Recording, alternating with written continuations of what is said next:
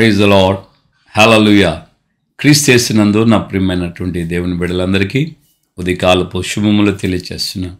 ప్రియులారా, మన ప్రభువును రక్షకుడైన యేసయ్య ఈ సంవత్సరం 2వ మాసం చివరి రోజుకి ఆయన మనల్ని తీసుకొచ్చాడు. దేవునికి మహిమ కలుగును గాక. ఈ 2 మాసాలు ఈ విధంగా ఆయన మనల్ని కాచి కాపాడి మనకు నెమ్మది, క్షేమము, సమాధానం, ఆరోగ్యం ఆయన అనుగ్రహించారు. అందుకు దేవునికి కృతజ్ఞతాస్తుతులు చెల్లింపబద్దులమై ఉన్నాం. ప్రియమైన దేవుని బిడ్డలారా, ఈ 2 మాసాలని ఒక్కసారి మనం జ్ఞాపం చేసుకుంటూ మనం ఆలోచించినట్లయితే దేవుని యొక్క వాక్కు ప్రకారంగా, దేవుని యొక్క వాగ్దానాల ప్రకారంగా, దేవుడు మనకు చేసిన వాటన్నిటిని బట్టి ఆయన సన్నిధిలో మనము ఏమిచ్చి ఆయన రుణాన్ని తీర్చగలం. దేవునికి స్తోత్రం. హల్లెలూయా. నా ప్రియమైన దేవుని బిడ్డలారా, కీర్తనాకారుడైన దావీదు రాజు 116వ కీర్తన 12వ వచనంలో ఆయన ఈ విధంగా చెప్తున్నాడు. యెహోవా నాకు చేసిన వాటన్నిటిని బట్టి నేను ఏమి ఆయనకి చెల్లించగలను, నేను ఆయనకి తిరిగి ఏమి చెల్లించగలను. What shall I repay to the lord for all his good deeds. మంచి కార్యాలకి, ఇలాంటి బ్లెస్సింగ్స్కి, ఆయన చేసిన ఉపకారాలకి, మేలులకు, ఆయన ఇచ్చిన దీవెనలకు నేను ఏమి ఆయనకి తిరిగి చెల్లించగలను అంటూ ఆయన తనను తాను దేవుని యొక్క సన్నిధిలో దేవునికే చెప్తున్నాడు. నువ్వు నాకు చేసిన ఉపకారములన్నిటికీ నేనేమిచ్చి నీ రుణాన్ని తీర్చుకోగలను ప్రభువా. నా ప్రియమైన దేవుని బిడ్డలారా, ఈ రోజున మనం గమనిస్తున్నాం, ఎన్నో ప్రయత్నాలు, పనులలో మనం ఉన్నాం, ప్రయాణాల్లో ఉంటున్నాం. సో ఆహార విషయంలోనూ, ఆర్థిక విషయాల్లోనూ దేవుడు అనుక్షణం, అనుదినం మనకు తోడే ఉండి మనల్ని ఆయన కాపాడి సంరక్షిస్తూ, ఆయన ఆలోచన ప్రకారంగా, ఆయన నడిపింపు ప్రకారంగా, ఆయన కృపను బట్టి దేవుడు మనల్ని ఇంతగా ఆయన కాపాడాడు. ఈ 2 మాసాలు కంటి పాపులు ఆయన మనల్ని కాపాడాడు. ఈ సంవత్సరం దేవుని యొక్క సేవకుడిగా, దేవుని యొక్క ఆత్మ నాకు ఇచ్చిన ప్రేరణను బట్టి ఆ యొక్క వాగ్దానాన్ని మీకు కూడా తెలియచేసాను. మీకు కూడా పర్సనల్గా వాగ్దానాలు వచ్చి ఉండొచ్చు. సో ఈ పరిచర్యకు ఆయన ఇచ్చినటువంటి వాగ్దానం, నా ఆత్మ మీ మధ్య ఉన్నది కనుక మీరు భయపడకూడి అని ఆయన ఇచ్చిన వాగ్దానం. ఈ 2 మాసాలు ఆయన ఈ విధంగా ఆయన కాపాడి సంరక్షించారు. ఆయన చేసిన ప్రతి మేలుకు ఈ దినాన మనం అనేక ఉపకారములను, మేలులను తలంచుకొని ఎంతగా లెక్కలేనన్ని కృతజ్ఞతాస్తుతులు చెల్లిస్తూ ఆయన నామాన్ని మనం ఘనపరచాలి. దేవుని యొక్క లేఖనంలో దేవుడు ఒక చోట ఏమంటున్నాడంటే, సమస్త సృష్టి నావే కదా, మీరు నాకు ఏమి ఇవ్వగలరు అని.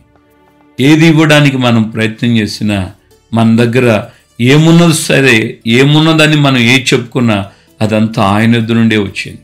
కీర్తనకారుడైన దావీదు రాజు తన ముగింపులో, అవసాన దశలో తన కుమారుడైనటువంటి సొలొమోను, అలాగే దేశంలో ఉన్న పెద్దలను, జనములందరినీ సమకూర్చి మాట్లాడుతున్నప్పుడు ఈ మాటలు చెప్పాడు. దేవునికి ప్రార్థన చేస్తూ అంటాడు, మా దగ్గర ఉన్న దాంట్లో మేము నీకు ఇచ్చామా అని అనుకోవటం కదయ్యా, నువ్వు ఇచ్చిన దాంట్లో మేము కొంత నీకు ఇచ్చాము, ఇదంతా నీదే, ఇదంతా నీవు ఇచ్చిందే అంటూ ఆయన దేవుని కనపరిచాడు. మరి ఈ రోజున మన వ్యక్తిగత జీవితంలో మనము కలిగి ఉన్నాము, ఇది నాది అని మనం దేని గురించి చెప్పగలం? అది ఆయన ఇవ్వకపోతే, అది ఆయన వద్ద నుండి మనకు రాకపోతే ఏమిచ్చి మనం ఆయన యొక్క రుణాన్ని తీర్చగలము? లేక దేని ద్వారా మనము ఇది నాది, ఇది నేను నీకు ఇస్తున్నానని దేని గురించి మనం చెప్పగలం? చివరికి మన యొక్క ప్రాణాత్మ శరీరముల గురించి కూడా క్రొత్త నిబంధనలో ఈ మాట రాబడింది. ఆయన విలువ పెట్టి మిమ్మల్ని కొన్నాడు గనుక మీ దేహముతో, అనగా దేహములో ఉన్న ప్రాణము ఆత్మతో కూడా కలిసి మీరు ఆయన్ని ఘనపరచండి అని రాబడి. దేవుని బిడ్డలారి, రోజున మనం కృతజ్ఞత అనే బుద్ధి మనం కలిగి ఉండటం, స్వభావం కృతజ్ఞత. నన్ను కాపాడావు, నన్ను పోషించావు, నన్ను కాపాడి సంరక్షించావు, నా ప్రతి మార్గంలో నువ్వు తోడుగా ఉన్నావు, నువ్వు చేసిన దానికి కృతజ్ఞత చెల్లిస్తున్నాను ప్రభువా అంటూ మనము దేవునికి కృతజ్ఞత చెల్లిస్తే ఆయన ఎంతగానో మన విషయంలో సంతోషిస్తాడు.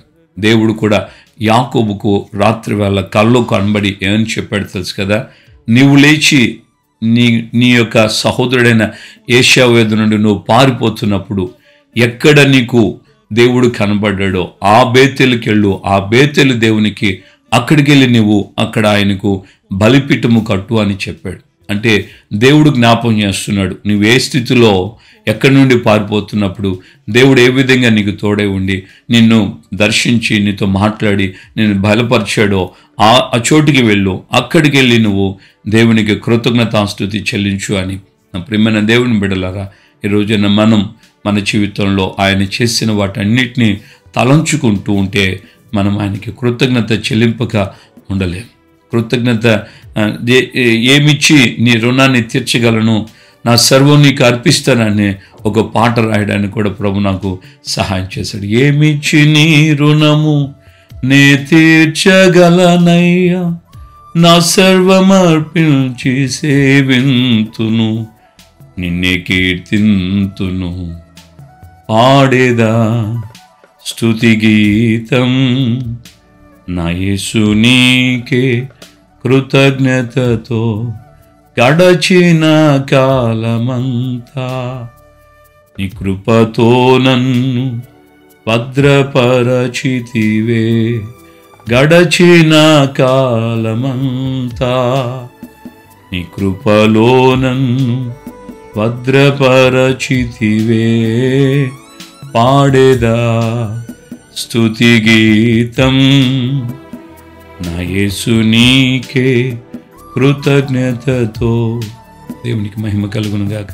ఇంచుమించు దరిదాపు 2017-18లో ఈ పాట రాయడానికి ప్రభు కృప చూపించాడు. 17వ సంవత్సరం జనవరి ప్రారంభపు నెలలో ఈ పాట ఇక్కడ మన కర్మేల్ రివైవల్ మినిస్ట్రీ చర్చ్ అది అప్పటికి కన్స్ట్రక్షన్ జరుగుతుంది.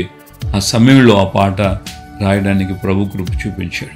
నా ప్రియమైన దేవుని బిడ్డలారా, అనుదినం ఆయన కృపే మనల్ని కాపాడి సంరక్షించింది కనుక మనము ఆయన యొక్క సన్నిధిలో పితరుడైన దావీదు వలె ఆయన చేసిన వాటన్నిటికీ, అయ్యా నువ్వు చేసిన వాటన్నిటికీ నేను ఏమిచ్చి నీ రుణం తీర్చగలను అంటూ మనం దేవుని సన్నిధిలో కృతజ్ఞత చెల్లించితే ఇంతకు ముందు మనకు చేసిన వాటన్నిటికంటే అధికముగా దేవుడు మనకు మేలు చేస్తాడు. అధికంగా ఆయన మనల్ని దీవిస్తాడు.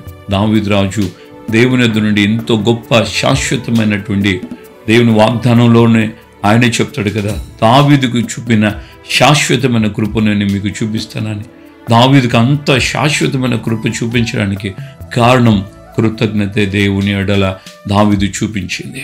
దావీదు అటువంటి స్వభావం కలిగి ఉన్నాడు కనుక దేవుడు ఆయనకి ఆ విధమైన శాశ్వతమైనటువంటి కృపను, శాశ్వతంగా నిలుచు రాజ్యమును, శాశ్వతంగా నిలుచు సంతతిని ఆయన అనుగ్రహించాడు. నువ్వు కూడా కృతజ్ఞత కలిగి ఉంటే మనమందరము కృతజ్ఞత కలిగిన మనసుతో ఆయన ఏదో ఉన్నప్పుడు అటువంటి దీవెన మనం పొందుతాం. ప్రార్థన చేసుకుందాం. ప్రేమగల తండ్రి, మీ పాదాలు స్తోత్రాలు. ఈ ఉదయ కాలమందు నాయన అయ్యా మరొక్కసారి ఈ దినాన ఈ చివరి రోజున ఫిబ్రవరి 29వ రోజున మేమందరము కలిసి మిమ్మల్ని స్తుతించి కీర్తించి ఘనపరచడానికి మీరు ఇచ్చిన ఈ గొప్ప తరుణాన్ని బట్టి మీకు స్తోత్రం నాయన. ఈ యొక్క 2 మాసాలు అన్ని విషయాల్లో మీరు కాపాడారు. ఆరోగ్య విషయంలోనూ, ఆర్థిక విషయాల్లోనూ, అలాగే ఆహార విషయాల్లోనూ, ఆత్మ సంబంధ విషయంలోనూ మీ వాక్కుల చేత మమ్మల్ని పోషించారు. మా యొక్క బ్రతుకులు అపవిత్రత వైపు వెళ్లకుండా మీ హెచ్చరికల చేత మేము అనునిత్యము సరిచేయబడి తిన్నని మార్గంలో కొనసాగడానికి సహాయం చేశారు. అలాగే నా ప్రభువా, ఆర్థిక విషయాల్లో మేము ఇతరుల్ని చేయి చాపే పరిస్థితి కాకుండా మా జీవితాల్లో మీ వద్ద ప్రార్థన చేసినప్పుడే పరము నుండి మీరు మాకు అత్యధికమైన మీ సహాయ సహకారాలు అనుగ్రహించారు. అందుకే మీకు వందనాలు, కృతజ్ఞతాస్తుతులు చెల్లిస్తున్నాం. ఆరోగ్యంలో విషయంలో, ఆహార విషయంలో, మా కుటుంబీకుల విషయంలో ఎవరిని మేము కోల్పోలేదు. ఎవరికి నాయన ఇబ్బంది కలగలేదు. అనుక్షణం మీరు మాకు తోడై తండ్రిగా, తల్లిగా, మా నడిపించు కాపరిగా మమ్మల్ని మీరు ఈ విధంగా సంరక్షించారు.